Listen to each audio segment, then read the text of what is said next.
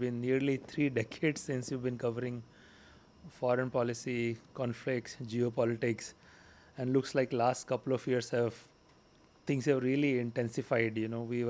It seemed at some point we were heading towards a more and more prolonged peace, etc. But we have two wars have been raging on for last Ukraine 3 years, I think Israel Gaza 2 years, and looks like we are on the brink of third one. With the way things have gone last few days. How do you assess the current situation? Is there a reasonable possibility of off ramp with what's going on, or it's just we don't know how it pans out? See, India and Pakistan have always had tensions, Yeah. always have conflicts. As a result, we do have mechanisms normally in place that can make an off ramp. But in this case, I think firstly the particular barbarity of the Pahalgam attack has made it clear that there has to be some acknowledgement from Pakistan that they will crack down on terror groups, or some acknowledgement from Pakistan that okay, whatever happened, they would, they now want to pull back from this kind of warfare. And we also have a government who's made it clear that every time there is this kind of provocation, there will be an attack. Now, some have suggested that that reduces our options and increases the chances of a conflict, but that's what we're looking at right now. But what are the odds that Pakistan will publicly acknowledge anything with respect to supporting terrorism? They've almost never done this, and under attack, the only instinct will be to counter attack and position themselves internally that they are able to fend off the aggression. So I'm not. You're right. It's gone from being about counter-terrorism at all to becoming an India-Pakistan conflict. There is one time Pakistan admitted. That was after Mumbai. In fact, people forget that this was. I know that a lot of people were very angry that India did not attack Pakistan at the time. But in 2008, there was sufficient international pressure brought through by Indian diplomacy that made Pakistan admit, firstly, they couldn't do otherwise. We had a Pakistani national, Ajmal Kasab, caught here. So they admitted that the men who came to to Mumbai were Pakistanis. They then set up a case and found the links of the boat. They found shells for the explosives that were used in Mumbai. They found those in training camps in Sindh. They found the handlers, the people who were in the control room. But at some point around 2014, 2015, they put the lid on their own investigation. But that is the one and only time, first and last, in fact, diplomats say that Pakistan admitted that a terror attack had been planned, funded, trained inside Pakistan. And maybe that helped avert more aggressive stance at that time, maybe, I don't know. But look, zooming out, and you must have looked at India-Pakistan situation many times in different contexts. We've already had 3 wars, pretty much on the brink of 4th, and maybe it has started, we're just not acknowledging it yet. But things don't seem to change at all. The things are just stuck wherever they are. It's just a simmering hot point which can just blow up at any provocation, but it doesn't look like we are making any progress. You're absolutely right. I mean, the conflict dynamics between India and Pakistan are, baffle world analysts, if you ask me. I go to do tabletop exercises or gaming of situations, as well as discuss what is happening. I've been a part of track 2s as well.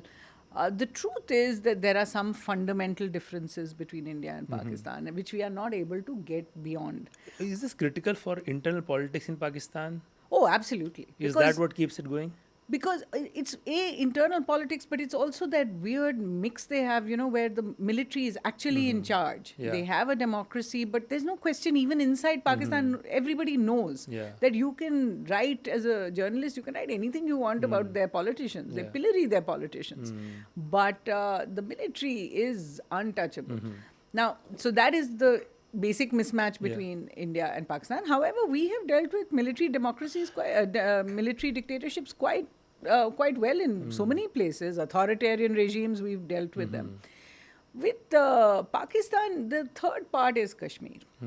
They have made it part of a kind of national narrative that they will somehow or the other be able to, unite the two Kashmiris. And we know that in 75 years it hasn't happened. I will say, and I've written about this as well, that the fact that the line of control remains a non-internationally recognized line in that sense. It's a monitored line, but it's not internationally recognized. It's not an international border. It allows Pakistan to use it because it's permeable and it's impermanent. Use it to launch training attacks, bring people over for recruiting. That's one. The second is, while that line of control is not a border, it gives people the false hope, those who want to be separate. Gives them a false hope that there is going to be some grand, sort of free state or whatever. And I think the third is it keeps the Pakistani military dominant. So without that idea that Jammu Kashmir can be part of Pakistan at some point, the military would be devalued. They would lose currency. So these dynamics looks like they are permanent in some ways, and irrespective of whatever happens the current conflict, and hopefully it does not escalate beyond a point, we'll be back to square one, and it doesn't look like can be progressive in 5-10 years from now, because the dynamics as you mentioned, military will continue to be important in Pakistan. They will not concede anything, and it looks like on both sides there's really no interest or even ability to publicly acknowledge line of control as a permanent border. That's true. That's so absolutely true. Quo, a leader, and I won't name him, a leader told me once, and I've spoken to leaders on both sides. I've interviewed both sides, prime ministers, on this issue.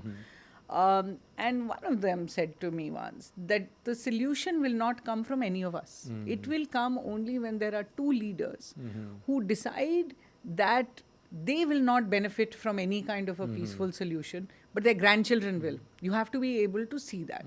Now, right now, it is impossible to talk about peace with Pakistan because Pakistan is also going its own way. I mean, you can see that this particular military chief is not like the previous three ones. He's definitely, the speeches he has made definitely should have us much more worried. Does Pakistan spend much bigger portion of their GDP on military compared to India? Absolutely. I don't have the figures because I don't cover, but there's no question. There's a great book by a Pakistani author who I think doesn't live there anymore called Aisha Siddiqa, called Military Inc. And she writes about the idea that they have an entire industry. It's called, the Fauji, sort of industry, which in Pakistan runs its own, factories. It has its own real estate business. It has an empire of its own. And it's, the famous cliche is always that it's not a state with an army, but an army with a state. Yeah. But in some way, Pakistan is also in the grander picture. They're losing out, the general Pakistan population, the economic development just hasn't been there. I was just looking at today stats. I think per capita income has fallen way behind compared to, where India is headed. True. So this whole thing is probably keeping military strong, probably create some political options, but no one is really winning from this. Not at all. And they are also missing out, imagine, on such a large market right across the border from them.